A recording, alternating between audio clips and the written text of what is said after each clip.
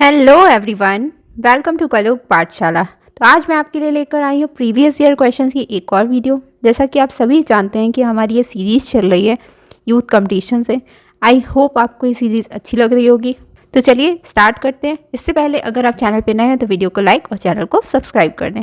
तो स्टार्ट करते हैं हमारे आज के फर्स्ट क्वेश्चन से। क्वेश्चन है कि मध्य प्रदेश में विदिशा के समीप स्थित उदयगिरी गुफाएं संबंधित हैं। तो आपको बताना है कि मध्य प्रदेश में विदिशा के समीप, कहाँ पर? मध्य प्रदेश में विदिशा के समीप उदयगिरी जो गुफाएं हैं वह किससे यानी किस काल से संबंधित हैं?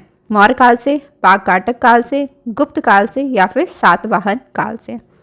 तो हमारा राइट आंसर हो जाएगा ऑप्शन सी, गुप्त काल से।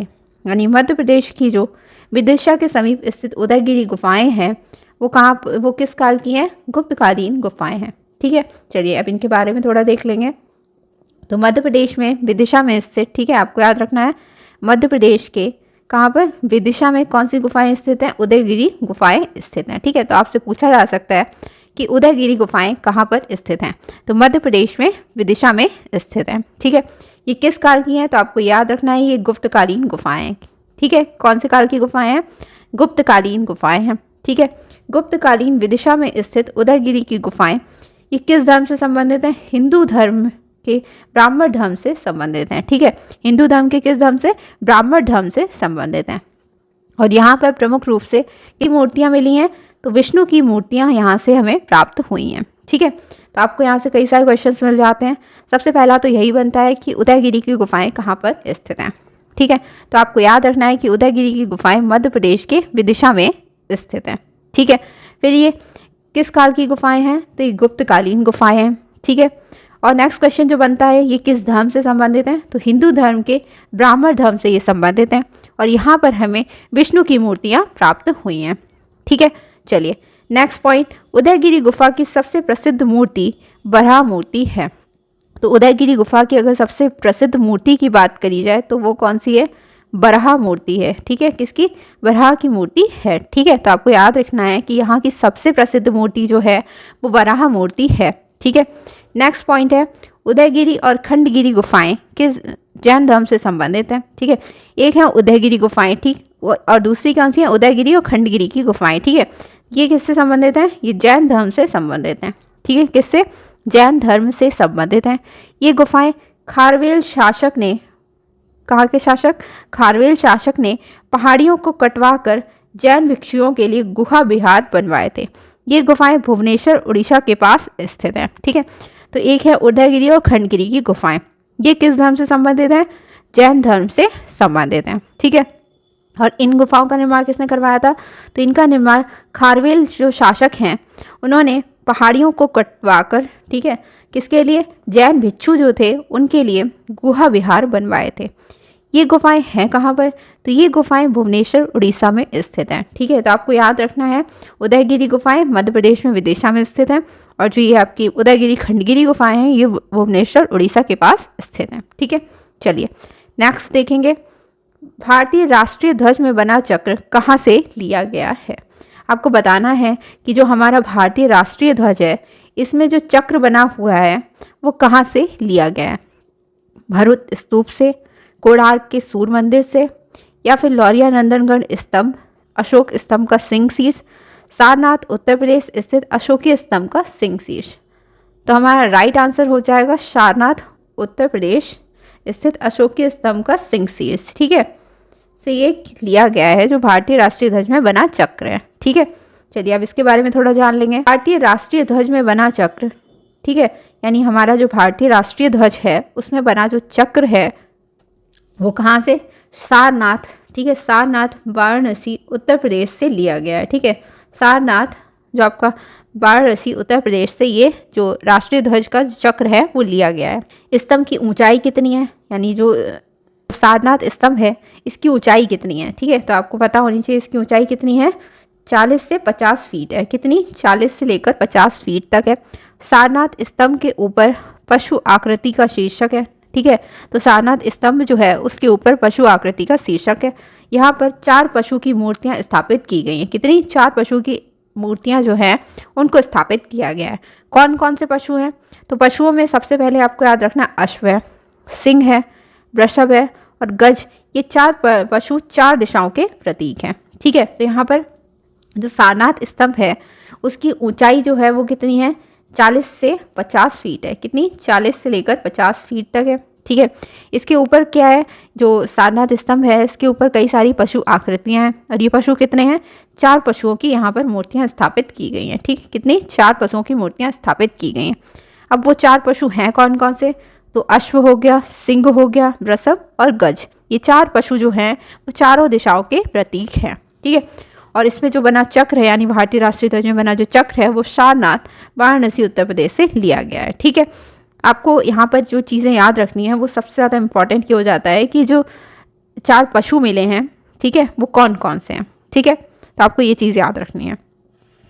इन चारों आकृतियों के बीच बीच में एक एक धर्म चक्र की आकृति है। अब ये जो चारों आकृतियाँ हैं, यानी जो चारों पशु की मूर्तियाँ हैं, इनके बीच बीच में क्या है, एक एक धर्म चक्र की आकृति है।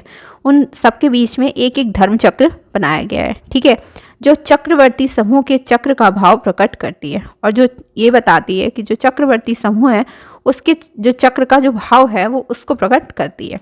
ठीक है, सारनाथ स्तंभ के शीर्ष पर महाचक्र स्थापित है। तो सारनाथ जो स्तंभ है, ठीक है, कौन सा स्तंभ, सारनाथ स्तंभ है, इसके शीर्ष पर क्या स्थित है, महाचक्र स्थापित है। ठीक है, तो क्या स्थापित किया गया है, महाचक्र स्थापित किया गया है, जिसमें 32 आरों वाले इस चक्र को धर्म का प्रतीक माना जाता है। सारनाथ में पाया गया अशोक स्तंभ शीर्ष सारनाथ के पुरातत्व संग्रहालय में संग्रहित प्रदर्शित है। ठीक है, तो यहाँ पर आपको पता चला कि जो सारनाथ स्तंभ है इसके शीर्ष पर क्या है, एक महाचक्र स्थापित है। ठीक है, जिसमें 32 आरे हैं। ठीक है, 32 आरे वाले इस चक्र को क्या माना जाता है, धर्म का प्रतीक माना जाता है। किसका प्रतीक माना जाता है, धर्म का प्रतीक माना जाता है। ठीक है, और सारनाथ में पाया गया जो अशोक स्तंभ शीर्ष है वो सारनाथ के पुरातत्व संग्रहालय में प्रदर्शित है। ठीक है, चलिए नेक्स्ट क्वेश्चन देखेंगे। भारत के किस वर्तमान प्रांत में सांची का महास्तूप स्थित है। तो आपको बताना है कि भारत का ऐसा कौन सा प्रांत है जहां पर सांची का महास्तूप स्थित है। उत्तर प्रदेश में, मध्य प्रदेश में, आंध्र प्रदेश में या फिर छत्तीसगढ़ में। तो हमारा राइट आंसर हो जाएगा ऑप्शन बी, मध्य प्रदेश में। यानी सांची का जो महास्तूप है वो कहाँ पर स्थित है, मध्य प्रदेश में स्थित है। कहाँ पर, मध्य प्रदेश में स्थित है। ठीक है, मध्य प्रदेश में स्थित है। और मध्य प्रदेश के किस जिले में, तो मध्य प्रदेश के रायसेन जिले में स्थित है। ठीक है, किसमें, रायसेन जिले में स्थित है। ठीक है, ये चीज़ें आपको याद रखनी है, आपको लोकेशन सबकी पता होनी चाहिए। ठीक है, मध्य प्रदेश के रायसेन जिले में स्थित है। और ये सांची का महास्तूप किसके द्वारा बनवाया गया है, तो ये स्तूप बनवाया गया है अशोक के द्वारा। ठीक है, किसके द्वारा इन स्तूपों का निर्माण कराया गया, अशोक के द्वारा। ठीक है, चलिए अब आगे बढ़ते हैं।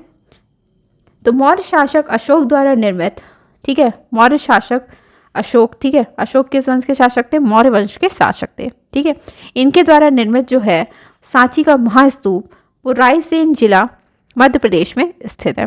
ठीक है, आपको इसकी लोकेशन याद करनी है। ठीक है, जनरल टेलर ने सांची के स्मारकों की ओर जनता का ध्यान आकृष्ट किया था।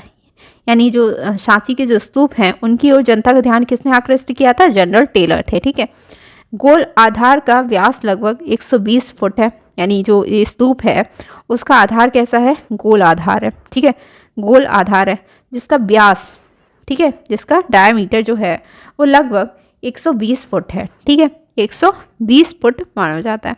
और गुंबद की जो ऊंचाई है वो कितनी है, जो गुंबद बनाया गया यानी इस तरह का कोई गुंबद है, यानी जो गुंबद बनाया गया है उसकी ऊंचाई कितनी है, तो गुंबद की ऊंचाई 54 फुट है। ठीक है, 54 फुट है। और जो अलंकृत तोरण है वो 34 फीट ऊंचे हैं। ठीक है, जो अलंकृत तोरण है वो कितना ऊंचा है, 34 फीट ऊंचा है। ठीक है, सातवाहन राजाओं के समय सांची के तोरण द्वारों को अलंकृत किया गया था। अब ये जो सांची के तोरण द्वार हैं उनको अलंकृत कब किया गया था, तो किनके द्वारा किया गया था, तो सातवाहन राजाओं के समय सांची के तोरण द्वारों को अलंकृत किया गया था। ठीक है, सांची के महास्तूप पर कौन कौन से अलंकृत दृश्य हैं ये देख लेंगे। तो इनमें आप क्या इसमें आते हैं, जातक कथाओं के दृश्य आ जाते हैं। ठीक है, गौतम बुद्ध के जीवन के दृश्य आ जाते हैं, बुद्ध के अनुगामी के रूप में देवताओं के दृश्य आ जाते हैं, सालभंजिकाओं की सौंदर्यमयी मूर्तियाँ इसमें अलंकृत करवाई गई थी। ठीक है, तो आपको ये चीज़ें याद रखनी है कि जो सांची के तोरण द्वार है उसको अलंकृत किनके द्वारा कराया गया था, तो सातवाहन राजाओं के द्वारा करवाया गया था। और इसको जो अलंकृत किया गया था जिन दृश्यों से, वो कौन कौन से थे, तो आपको याद रखना है जातक कथाओं के दृश्य थे उसमें, गौतम बुद्ध के जीवन के दृश्य थे, बुद्ध के अनुगामी के रूप में देवताओं के दृश्य थे, और सालभंजिकाओं की सौंदर्यमयी मूर्तियाँ थीं। ठीक है, और यहाँ पर आपको याद रखना है कि इसका जो सांची के स्तूप का जो व्यास है वो कितना है, 120 फुट है। ठीक है, और इसकी जो ऊंचाई है वो कितनी है, 54 फुट है, और अलंकृत जो तोरण है वो 34 फीट ऊंचा है। ठीक है, और ये कहाँ पर स्थित है, तो ये रायसेन जिला मध्य प्रदेश में स्थित है। ठीक है, और इसका जो निर्माण है वो किसने कराया, अशोक ने करवाया। तो आपने देखा इसमें कितने सारे क्वेश्चंस बन जाते हैं। ठीक है, चलिए नेक्स्ट क्वेश्चन देखेंगे। सांची स्तूप के स्थापत्य को ऊपर से नीचे के क्रम में लगाइए। सांची स्तूप के स्थापत्य को ऊपर से नीचे के क्रम में लगाइए। जो सांची स्तूप है उसका जो स्थापत्य है उसको आपको ऊपर से नीचे के क्रम में लगाना है।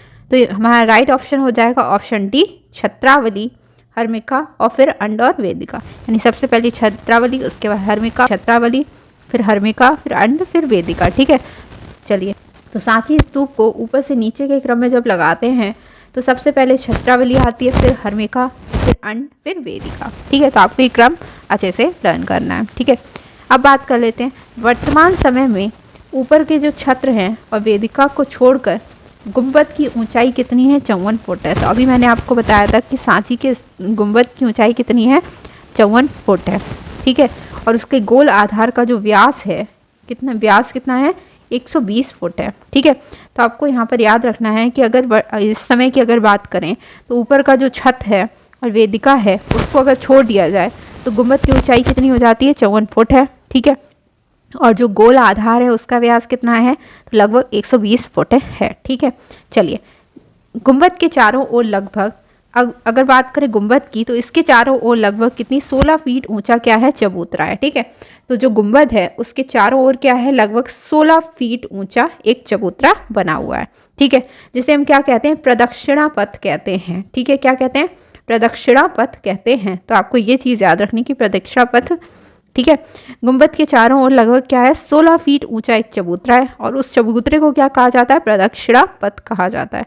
ठीक है, वेदिका के भीतर 7 फीट प्रदक्षिणा पथ पर शिलापट्ट बिछे हैं।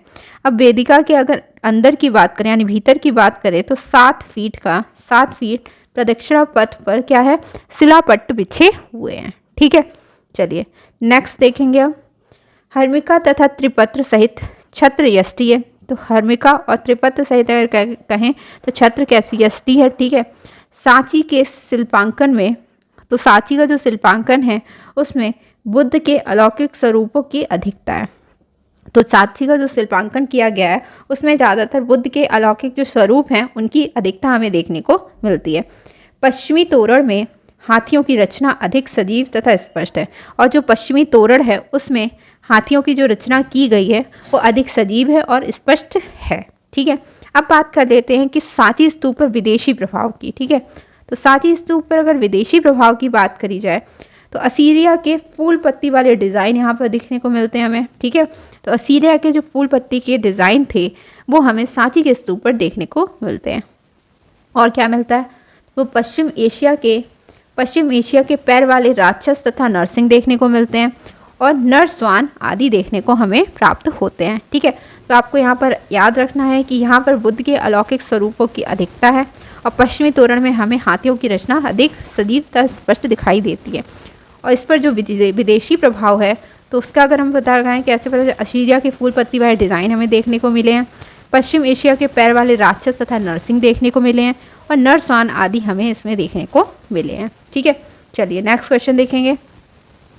सारनाथ में स्थित लॉइन शीर्षक यानी लॉइन कैपिटल किस माध्यम में निर्मित है। तो सारनाथ में जो लॉइन शीर्षक है वो किस माध्यम में निर्मित है, आपको ये बताना है। चमकदार पत्थर से, लोहे से, जस्ता से, या फिर फाइबर ग्लास से।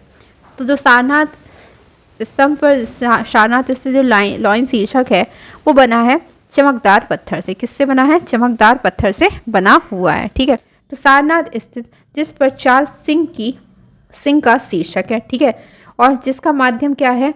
चमकदार पत्थर है। क्या है? सारनाथ स्तंभ का जो माध्यम है, यानी लॉइन शीर्षक का जो माध्यम है वो क्या है? चमकदार पत्थर है। ठीक है, सारनाथ वाले स्तंभ के गोल अंड भाग पर 4 महाअजाने पशु आकृतियां हैं। तो सारनाथ वाला जो स्तंभ है उसका जो गोल अंड भाग होता है उस पर 4 महाअजाने पशु आकृतियां हैं और छोटे धर्म चक्र हैं। तो मैंने अभी आपको बताया था कि 4 पशु आकृतियां हैं और उनके बीच में छोटे छोटे धर्म चक्र बने हुए हैं। इन पशुओं की अंकन परंपरा बहुत ही प्राचीन है। ठीक है, ये चारों क्या हैं? इन चारों पशुओं को ऐसा माना जाता है कि ये चारों रक्षक हैं और इन्हें बुद्ध के जन्म कुल निष्क्रमण का प्रतीक माना जाता है। ठीक है, चलिए नेक्स्ट देखेंगे अब आगे। ये जो 4 पशु हैं, यानी जो इसमें मैंने अभी आपको 4 पशु बताए थे, ये चारों पशु क्या थे? 4 दिशाओं के प्रतीक थे। इसमें आपका गज जो है वो पूर्व दिशा को बताता है। ठीक है, वृषभ क्या है? पश्चिम दिशा को, सिंह उत्तर दिशा का और घोड़ा जो है वो दक्षिण दिशा का। इन चारों आकृतियों के बीच बीच में क्या? एक धर्म चक्र की आकृति भी है जो चक्रवर्ती सम्राट के चक्र का भाव प्रकट करती है। आधार पर 4 सिंह पीठ से पीठ जोड़कर 4 दिशाओं में मुंह किए उत्कीर्ण हैं। ठीक है, तो यहाँ पर आपको याद रखना है कि 4 पशु जो हैं वो चारों दिशाओं के प्रतीक हैं। गज पूर्व दिशा का, वृषभ पश्चिम दिशा का, सिंह उत्तर दिशा का और घोड़ा जो है वो दक्षिण दिशा का प्रतीक है। ठीक है, और ये जो चारों आकृतियाँ बनाई गई हैं उनके बीच एक एक धर्म चक्र की आकृति है और ये जो धर्म चक्र है वो ये बताता है कि चक्रवर्ती सम्राट के चक्र का भाव प्रकट करता है और उसका जो आधार है उस स्तंभ का, उस पर 4 सिंह जो हैं वो पीठ से पीठ जोड़कर 4 दिशाओं में मुंह किए हुए उत्कीर्ण हैं। ठीक है, चलिए नेक्स्ट देखेंगे। अब वेद कितने हैं आपको ये बताना है कि वेद कितने हैं? 5, 8, 4 या फिर 3। तो आप सभी जानते होंगे कि वेद कितने हैं? वेद हैं 4। ठीक है, कितने हैं? 4 वेद हैं। ठीक है, कौन कौन से हैं? तो ऋग्वेद हो गया। कौन कौन से हैं? ऋग्वेद, यजुर्वेद, यजुर्वेद हो गया, सामवेद हो गया, सामवेद और अथर्ववेद। ठीक है, सामवेद और अथर्ववेद, तो ये सारे वेद हो गए। चलिए नेक्स्ट क्वेश्चन देखेंगे। वेदों की कुल संख्या 4 है, ऋग्वेद, यजुर्वेद, सामवेद और अथर्ववेद। ठीक है, चलिए नेक्स्ट क्वेश्चन देखते हैं।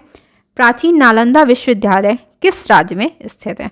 तो आपको बताना है कि जो प्राचीन नालंदा विश्वविद्यालय था वो किस राज्य में स्थित है। ठीक है, ए गुजरात, बी पश्चिम बंगाल, सी उत्तर प्रदेश या फिर डी बिहार। तो प्राचीन नालंदा विश्वविद्यालय जो है वो बिहार में स्थित है। कहाँ पर? बिहार में स्थित है। चलिए नेक्स्ट देखेंगे। तो प्राचीन काल के उत्तरार्ध में, यानी प्राचीन काल के उत्तरार्ध में शिक्षा जो थी, शिक्षा, ज्ञान और विज्ञान के क्षेत्र में नालंदा विश्वविद्यालय जो आपका कहाँ पर है? बिहार में है, अभूतपूर्व ख्याति अर्जित कर चुका था। फिर हेनसांग के अनुसार यहाँ पर बौद्ध धर्म की महायान शाखा का अध्ययन कराया जाता था और पाली भाषा की शिक्षा अनिवार्य रूप में छात्रों को दी जाती थी। तो जो हेनसांग है उनका कहना ये है कि यहाँ पर बौद्ध धर्म की जो महायान शाखा है उसका अध्ययन कराया जाता था और पाली भाषा की शिक्षा जो थी वो अनिवार्य थी, सभी छात्रों को दी जाती थी। ठीक है, चलिए नेक्स्ट क्वेश्चन देखेंगे। चित्रकला का प्राचीन नाम क्या था? तो आपको बताना है चित्रकला का प्राचीन नाम क्या था? रूपवेद, शिल्प, आलेख या फिर रचनात्मकता। तो हमारा राइट ऑप्शन हो जाएगा ऑप्शन बी, शिल्प। चित्रकला को क्या कहा जाता था? प्राचीन नाम क्या था उसका? शिल्प था। ठीक है, चलिए प्राचीन पौराणिक ग्रंथों में सामान्यतः जो पहले चित्रकला एवं वास्तुकला के लिए शिल्पकला का प्रयोग किया जाता था। यानी जो हमारे प्राचीन पौराणिक ग्रंथ हैं उनमें पहले के टाइम चित्रकला के लिए और जो वास्तुकला है उसके लिए किसका प्रयोग किया जाता था? शिल्पकला का प्रयोग किया जाता था। चलिए नेक्स्ट क्वेश्चन देखेंगे। अग्निपुराण में कलाकार को क्या कहा गया है? देवता, भगवान, योगी या फिर महर्षि। तो अग्निपुराण में कलाकार को क्या कहा गया है? योगी कहा गया है। क्या कहा गया? योगी। चलिए इसके बारे में देख लेंगे। तो अग्निपुराण की जो रचना है, अब यहाँ पर आपको ध्यान रखनी है इसकी रचना। तो इसकी जो रचना है वो कब हुई है? 200 से 400 ईस्वी के बीच हुई थी अग्निपुराण की। ठीक है, अग्निपुराण से कला के बारे में जानकारी प्राप्त होती है। तो यहाँ से हमें किसकी जानकारी प्राप्त होती है? कला के बारे में जानकारी प्राप्त होती है। और इसके 13 अध्यायों में केवल मूर्ति कला का वर्णन किया गया है और इसमें कलाकारों को किसकी योगी की संज्ञा प्रदान की गई है। तो यहाँ पर आपको काफ़ी चीज़ें पता चल गई कि अग्निपुराण जो है इसकी रचना कब हुई है, 200 से लेकर 400 ईस्वी के बीच हुई है। ठीक, 200 से 400 ईस्वी के बीच। ठीक है, यहाँ से हमें किसके बारे में जानकारी प्राप्त होती है, तो कला के बारे में। ठीक है, यहाँ पर जो 13 अध्याय हैं, यानी अग्निपुराण के 13 अध्यायों में 13 अध्याय जो हैं उनमें सिर्फ किसके बारे में पता चलता है, मूर्ति कला का वर्णन किया गया है। और यहाँ पर जो कलाकार है उसको क्या कहा गया है, तो यहाँ पर जो कलाकार है उसको योगी कहा गया है। ठीक है, क्या कहा गया है, कलाकार को योगी की संज्ञा प्रदान की गई है। चलिए नेक्स्ट क्वेश्चन देखेंगे। उदयगिरी की गुफाएं किस धर्म से संबंधित कला को दर्शाती हैं, बौद्ध धर्म से, हिंदू धर्म से, ईसाई धर्म से या फिर जैन धर्म से। तो हमारा राइट ऑप्शन हो जाएगा ऑप्शन बी, हिंदू धर्म से। तो मैंने आपको बताया था उदयगिरी की गुफाएं से पूछा जाएगा तो वो किस धर्म से संबंधित है, हिंदू धर्म से। और हिंदू धर्म के किस धर्म से, ब्राह्मण धर्म से संबंधित हैं। ठीक है, चलिए इसके बारे में देख लेंगे। तो मध्य प्रदेश की राजधानी भोपाल के पास विदिशा नामक स्थान पर गुप्तकालीन उदयगिरी की गुफाएं स्थित हैं, जो हिंदू धर्म के वैष्णव धर्म से संबंधित हैं। और यहाँ पर लगभग 20 गुफाएं स्थित हैं। इसी गुफा में 12 अवतार नामक कृति की रचना की गई है। तो आपको याद रखना है कि जो उदयगिरी की गुफाएं हैं वो कहाँ पर स्थित हैं, मध्य प्रदेश में स्थित हैं। ठीक है, मध्य प्रदेश की राजधानी भोपाल के पास विदिशा नामक स्थान पर स्थित है। ठीक है, और ये किस धर्म से संबंधित हैं, तो ये हिंदू धर्म से संबंधित हैं और हिंदू धर्म के वैष्णव धर्म से। और यहाँ पर लगभग कितनी 20 गुफाएं स्थित हैं। ठीक है, और यहाँ पर इसी गुफा में बरहा अवतार नामक कृति की रचना की गई थी। तो यहाँ पर आपको कई सारे पॉइंट्स मिल जाते हैं। सबसे पहले तो आपको यहाँ पर लोकेशन पता चल जाती है उदयगिरी की गुफाओं की। तो जो कहाँ पर स्थित है, मध्य प्रदेश में स्थित है। ठीक है, और मध्य प्रदेश की राजधानी भोपाल के पास विदिशा नामक एक स्थान है, वहाँ पर ये गुफाएँ स्थित हैं। ये किस काल की हैं, तो ये गुप्तकालीन गुफाएँ हैं। ठीक है, गुप्तकालीन गुफाएँ हैं और ये हिंदू धर्म से संबंधित हैं। और हिंदू धर्म के भी किस धर्म से, तो वैष्णव धर्म से संबंधित हैं। और यहाँ पर कितनी गुफाएं मिली हैं, तो यहाँ से हमें 20 गुफाएं, यहाँ पर लगभग 20 गुफाएं हमें प्राप्त हुई हैं। और इसी गुफा में बरहा अवतार नामक जो कृति है उसकी रचना की गई थी। चलिए नेक्स्ट क्वेश्चन देखेंगे। गौतम बुद्ध की जन्म स्थली कहाँ पर है, बोध गया, वैशाली, लुम्बिनी या फिर सारनाथ। गौतम बुद्ध की जन्म स्थली कहाँ पर है, तो हमारा राइट ऑप्शन हो जाएगा ऑप्शन सी, लुम्बिनी। क्या हो जाएगा, लुम्बिनी हो जाएगा। ठीक है, चलिए अब इसके बारे में थोड़ा जान लेंगे। तो बौद्ध धर्म के संस्थापक गौतम बुद्ध का जो जन्म है वो 563 ईस्वी में हुआ था। कब हुआ था, 563 ईस्वी में हुआ था। कहाँ पर, कपिल वस्तु के लुम्बिनी नामक स्थान पर हुआ था। इन्हें बोधि वृक्ष के नीचे ज्ञान की प्राप्ति हुई थी और इनका जो पहला उपदेश था वो सारनाथ में इन्होंने दिया था। तो यहाँ पर आपको काफ़ी चीज़ें पता चल जाती हैं कि बौद्ध धर्म के संस्थापक कौन थे, तो गौतम बुद्ध थे। ठीक है, कौन थे, गौतम बुद्ध थे। इनका जो जन्म है वो कब हुआ था, तो 563 ईस्वी में हुआ था।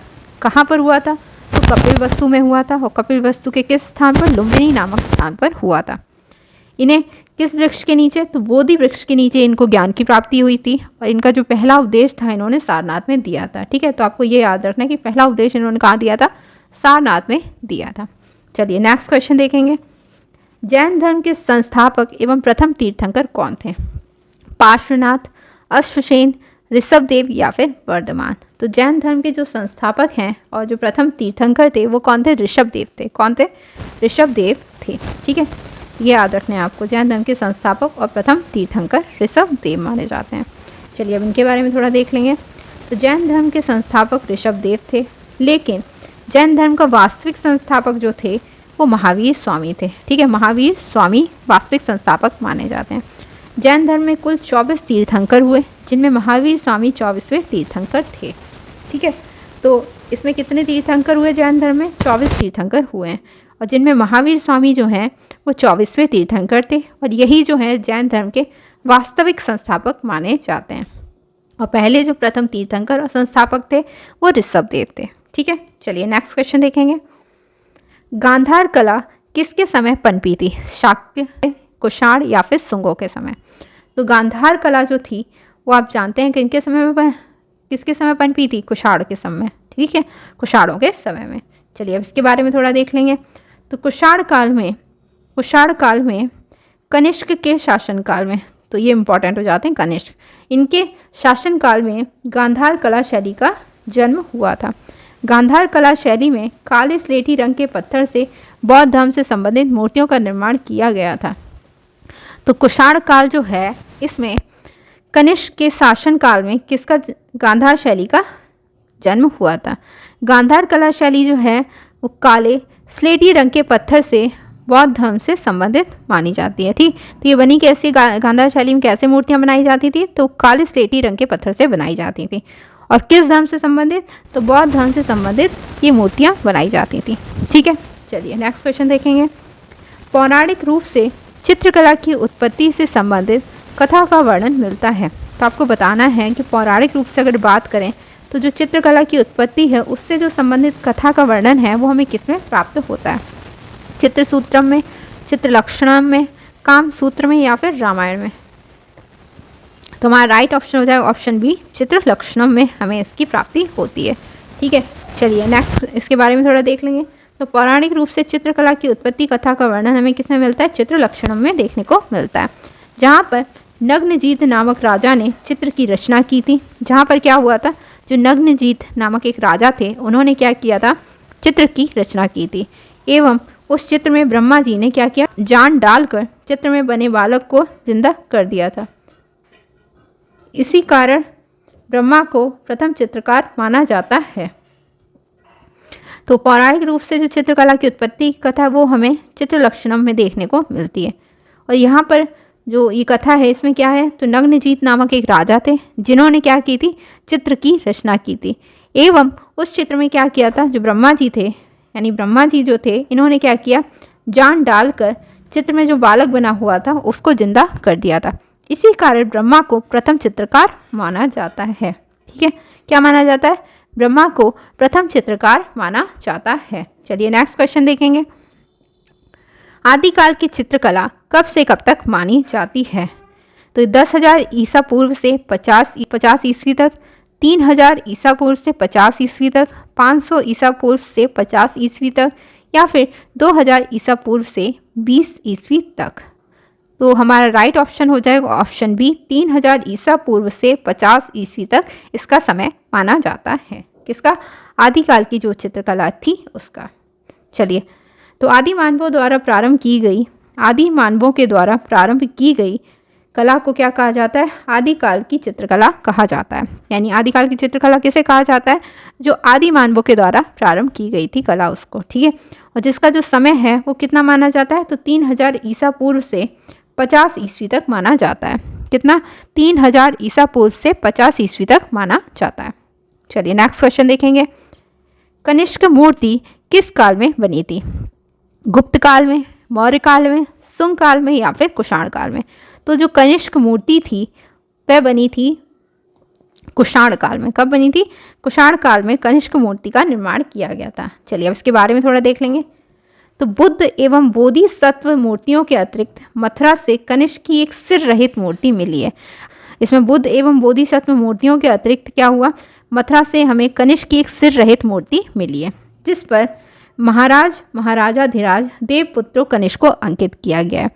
ये खड़ी कैसे, ये जो मूर्ति है वो खड़ी मुद्रा में है। ठीक है, और 5 फुट 7 इंच ऊंची है। कितनी है, 5 फुट 7 इंच ऊंची है। और राजा घुटने तक कोट पहने हुए हैं, उसके पैरों में भारी जूते हैं, दायां हाथ गदा पर टिका है तथा वह बाएं हाथ से तलवार की मुठिया पकड़े हुए हैं। कला की दृष्टि से यह प्रथम उच्च कोटि की मूर्ति है, जिसमें मूर्तिकार को सम्राट की पाषाण मूर्ति बनाने में अद्भुत सफलता मिली है।